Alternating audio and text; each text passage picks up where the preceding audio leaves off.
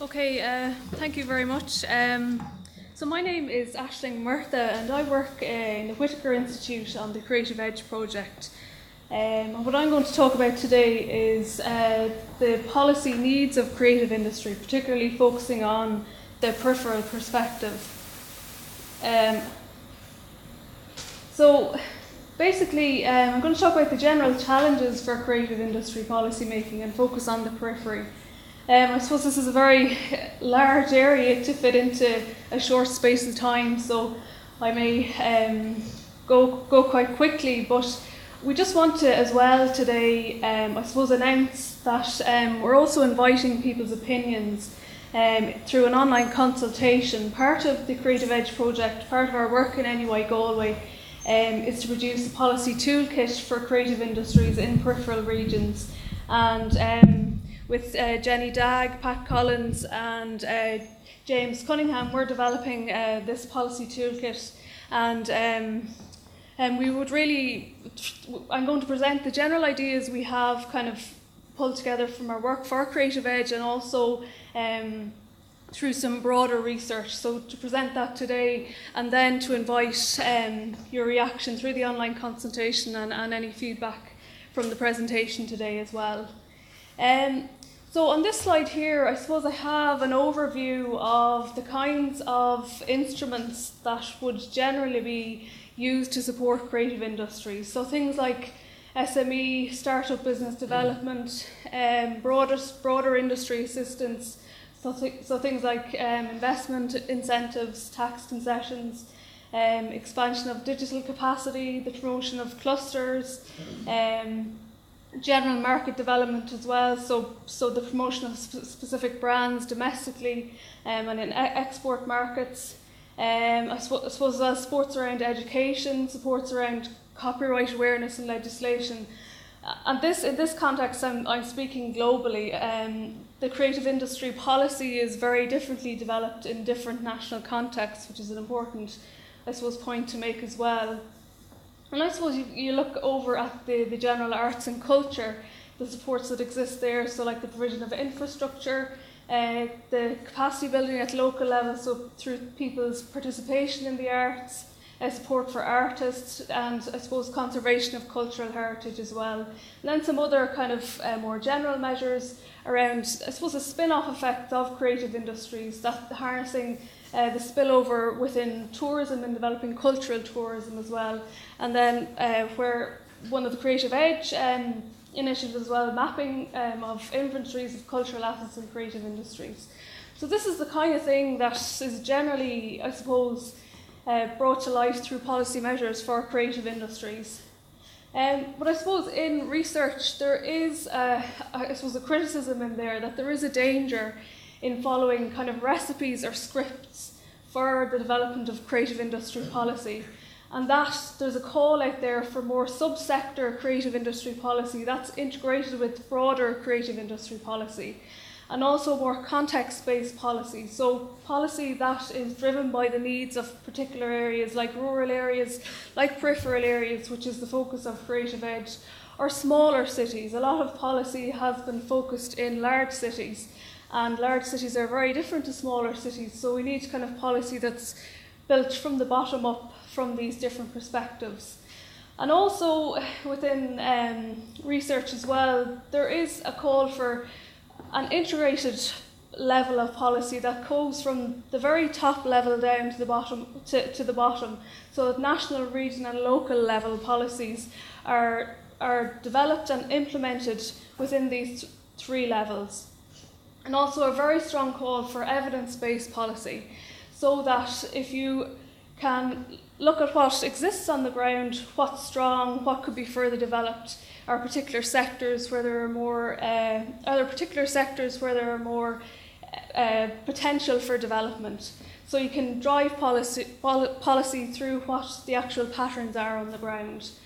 So this is just a quote here that helps to illustrate this point, that there are kind of singular recipes for success in transforming places, based on the advice of experts and advisors, not well enough grounded in places to account for the more complex and contested geographies that they contain. So it just kind of sums up there that there are a lot of kind of some high profile experts in this area, the likes of Richard Florida, who you bring in these experts, they know their field, but it's the people embedded in these places, that's their knowledge that it's emerging within some of the voice within research, that these are the people that really need to be listened to in developing creative industry policy. So again, some more general challenges within this policy arena. Who's responsible? The diversity of creative industries can mean that responsibility is unclear. Is it the department who looks after industry? Is it the culture department? Is it education? And also, it's quite a challenging policy area, how to encompass the diversity of creative industries. We're talking about very disparate sectors within this creative industry group. And also, policy itself, it's multi-focus. It has economic goals, social goals, cultural goals, and is policy expected to achieve all of these multifaceted aims, or must policymakers decide where are we going to focus? How do we balance these sometimes conflicting objectives? So key, I think, what also is emerging from the research that we have reviewed is that key in this and key in devising the correct kind of policy that is context focused, that it does focus on particular subsectors that need to be focused on, is the policy process and how policy is devised. And if there is collaboration between different groups, advocacy groups, research institutes and policymakers, that this is the ideal way to take creative industry policy forward. So just to go through some examples of where I suppose policy has been more progressive. So you can see examples there of national cross-departmental policy groups that have existed in Sweden and Finland. So the Ministry of Enterprise and the Ministry of Culture were involved in creating their national action plan for culture and creative industries. In Finland as well, we can see that there are different ministries, business sectors and universities involved in their national creativity strategy. And this has also been taken beyond the national level to develop the regional development measures for creative economy and culture. So this has been cooperation between different ministries, but also regional councils. So you can see the regional and national level governance interacting there. So also some examples of policy that's more informed by evidence. We can see in Sweden, they have a specific body called Cultural Analysis that is responsible for cultural policy analysis. That's how important this is. And also another Swedish example, which the Knowledge Foundation in Sweden has said to be quite important in bringing the concept of creative industries to the fore in the country. And it invested in a 10-year funding scheme to develop the concept and to investigate its potential. And this ran up until 2009. It developed a policy model, which I'll talk about in a moment, and 8 regional hubs focusing on specific subsectors of creative industries. And that was said to be very important in developing an evidence base and seeing things working on the ground, and how they could be improved on, replicated elsewhere. And I suppose Creative Edge is also coming from this perspective as well. So also in all of this, if you're going to combine these quite challenging areas, if you're going to combine different sectors, you need to know about them. If you're going to combine different contexts, small cities, rural areas, peripheral places, you need to involve a range of players at different levels.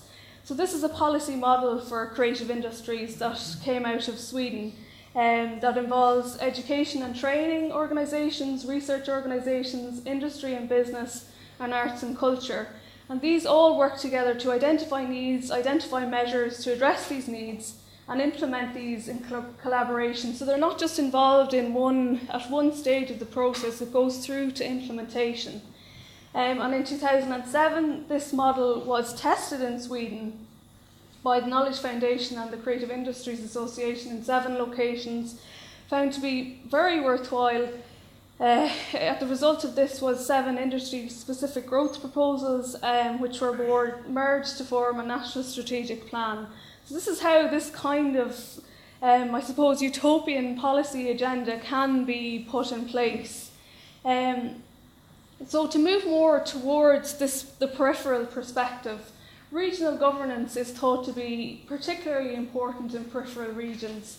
And in Ireland, we can see at the county level, local authorities are very important in terms of arts offices and heritage offices in promoting arts and culture at the local level.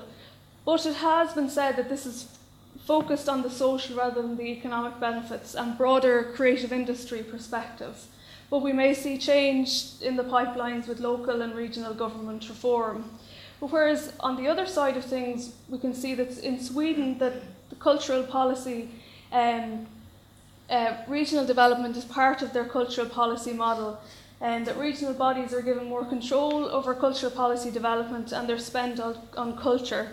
And research has found that this approach has been successful, and the film sector, in this piece of research, they're showing how the film sector has become more important regionally, moving away from the Stockholm focus through this focus on cultural policy at the regional level.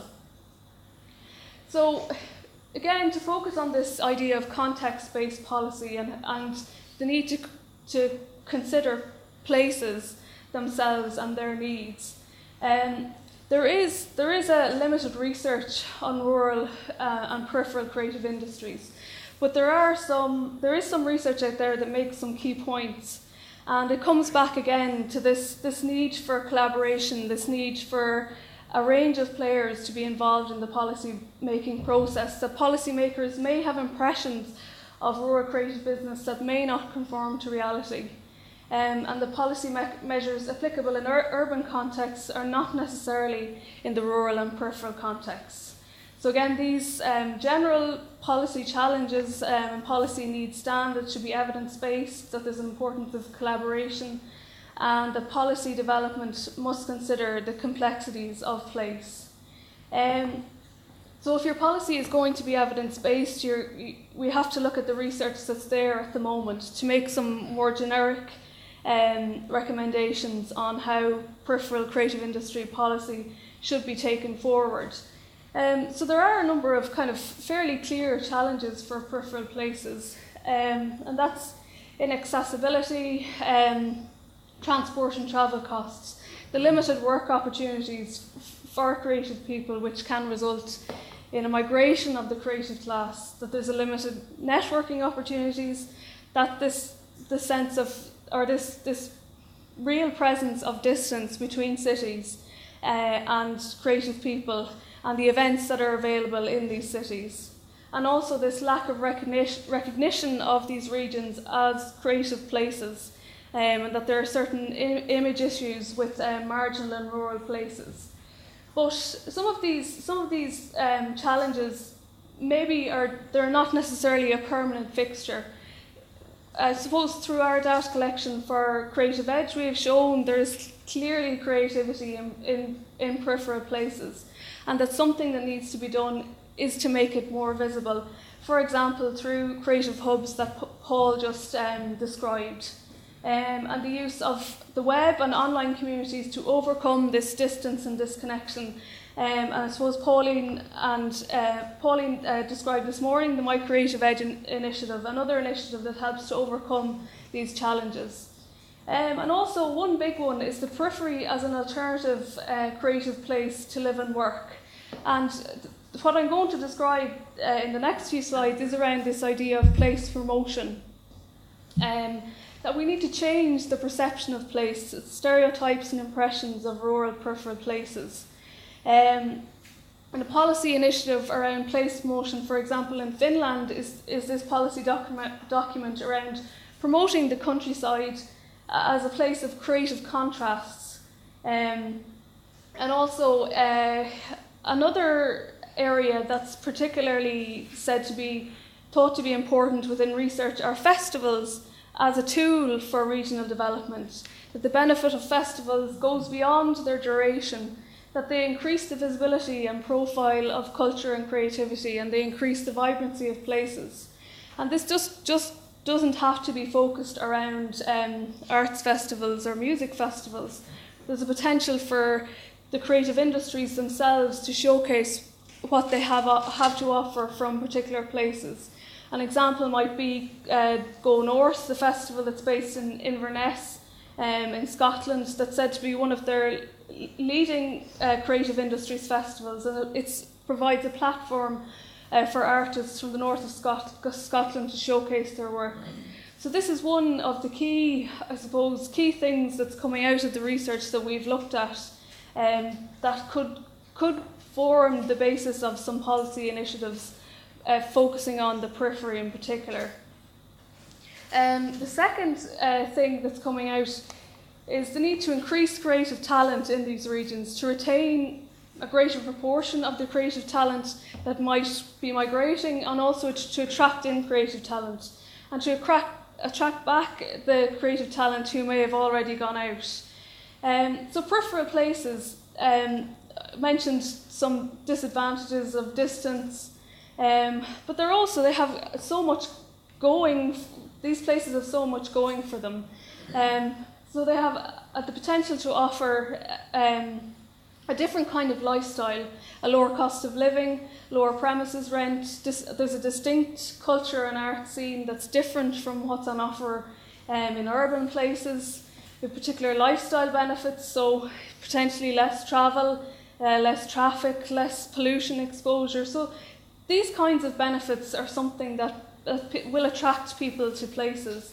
And initiatives in the past that have kind of worked to attract people back to the West is the Western Development Commission's initiative Look West, and also the Donegal Diaspora Project, which focuses on highlighting the migrants from Donegal and to showcase what Donegal offers in terms of the migrant population. Initiatives could focus, with these particular goals, could focus on the creative and the creative diaspora and the creative potential in peripheral places as places to live and work. And also a big challenge for the periphery is to create more opportunities.